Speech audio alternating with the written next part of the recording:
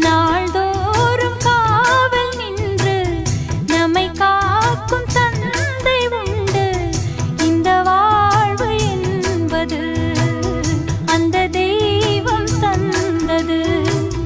ராஜாதிராஜன் என்று பல